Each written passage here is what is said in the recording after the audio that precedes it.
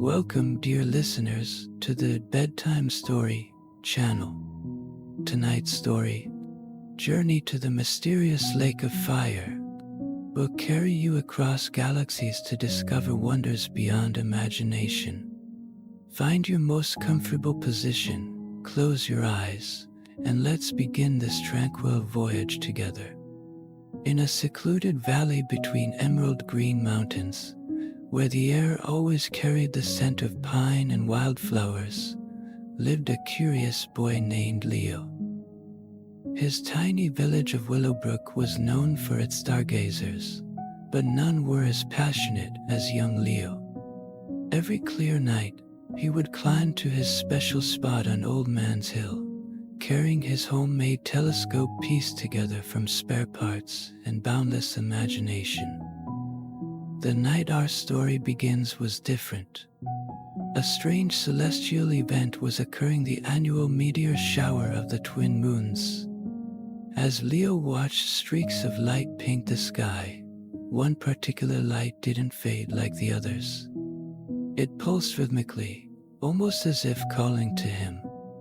At that moment, something miraculous happened. The light transformed into what appeared to be coordinates. Numbers and symbols etched themselves in the night sky before dissolving into stardust.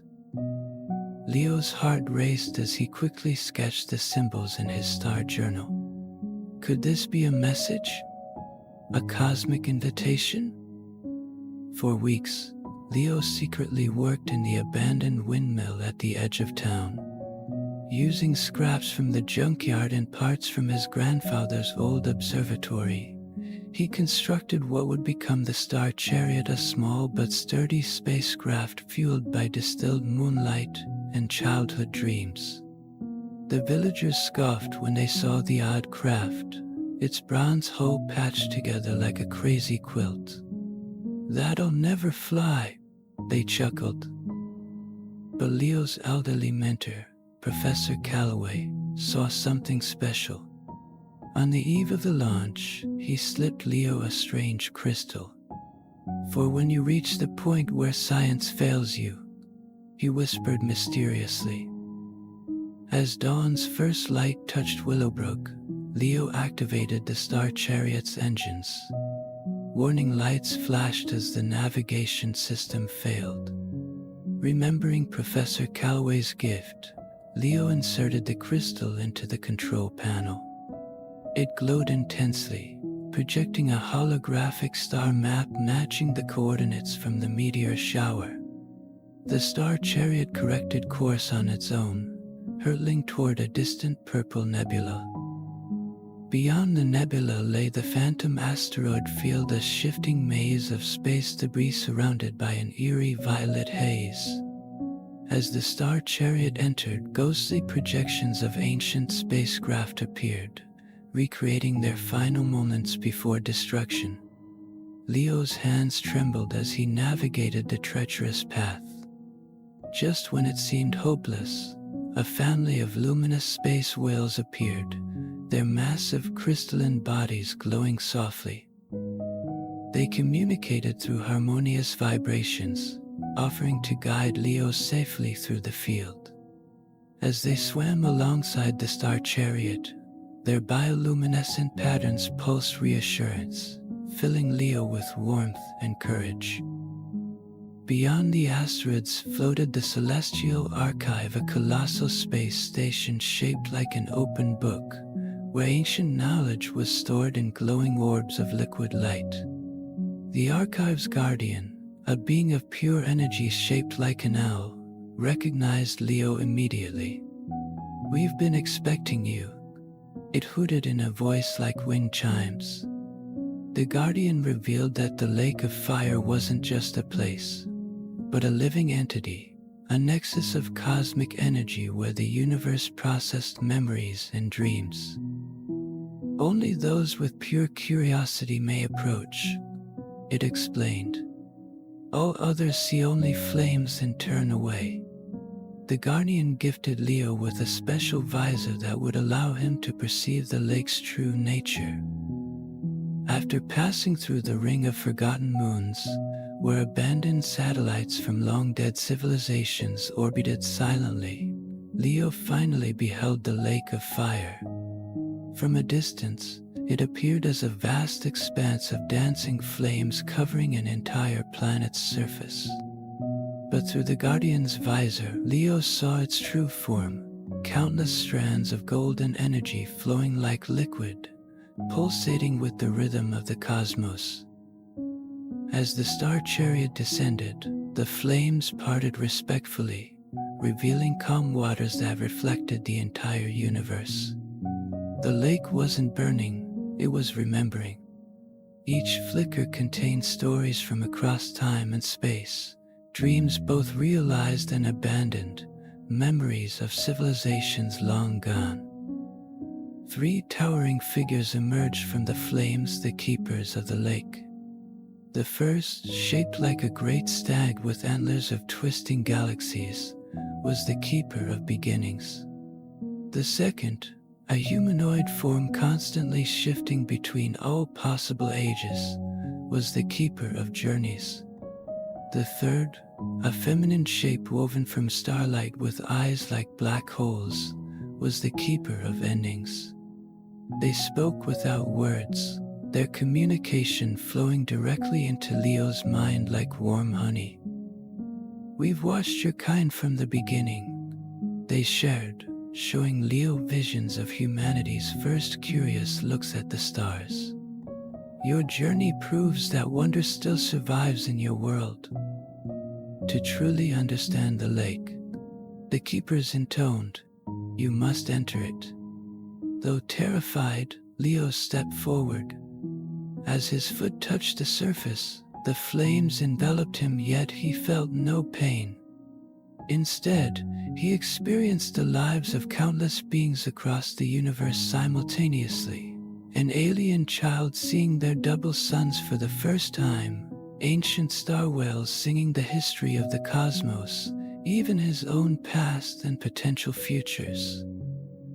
When he emerged, his understanding of reality had expanded beyond words. The keepers nodded approvingly. "You carry this wisdom back to your world now, not to share with words, but through your being." The return trip passed in a blur. The star chariot seemed to know the way instinctively, retracing the path through the asteroid field, now clear of phantoms, past the celestial archive, where the owl guardian bowed in respect, and through the purple nebula that now sparkled with new star formations. As Willowbrook came into view, Leo noticed something astonishing. The entire village was glowing faintly with the same golden light as the Lake of Fire. Had the journey changed him, or had the lake's influence spread further than he realized? Leo landed his craft precisely where he'd taken off, just as the first morning light touched the village square. The townsfolk rushed to greet him, their skepticism transformed into awe. But when they asked about his journey, he found he couldn't explain in words what he'd experienced. Instead, he simply smiled knowingly. That night, as the village gathered under the stars, something remarkable happened. The night sky seemed to ripple, and for a brief moment, everyone saw what Leo had seen: the cosmic dance of the universe in all its glory. In that shared vision, understanding passed between them all wordlessly. In the following weeks, subtle transformations occurred in Willowbrook. The flowers bloomed in colors never seen before. The village clock, which had been broken for decades, suddenly chimed perfect time with the turning of the stars. Children's drawings began depicting alien landscapes with uncanny accuracy. Leo became a source of inspiration for the villagers. They began to gather at Old Man's Hill, sharing stories of their dreams and aspirations. The village transformed into a hub of creativity and exploration, where children built their own telescopes and crafted stories of their own adventures among the stars. As the seasons changed, the villagers decided to hold a festival of stars to celebrate their newfound connection to the cosmos. They decorated the village with lanterns shaped like stars and planets, and everyone contributed to a grand mural depicting the lake of fire and the wonders Leo had encountered. On the night of the festival, the sky was clear and the stars twinkled like diamonds. Leo stood at the center of the village, surrounded by friends and family, as they shared stories of their dreams and aspirations. The air was filled with laughter, music, and the sweet scent of blooming flowers. As the night deepened, Leo felt a familiar pull in his heart. He gazed up at the stars, remembering the lake of fire and the keepers. He realized that the journey had not only changed him, but had also awakened a sense of wonder in everyone around him. As the festival continued, Leo felt a gentle breeze brush against his cheek, carrying whispers of the universe. He knew that his adventure was far from over. The stars were calling him once again, and he felt a deep yearning to explore more of the cosmos. That night, as the villagers danced and celebrated, Leo slipped away to Old Man's Hill.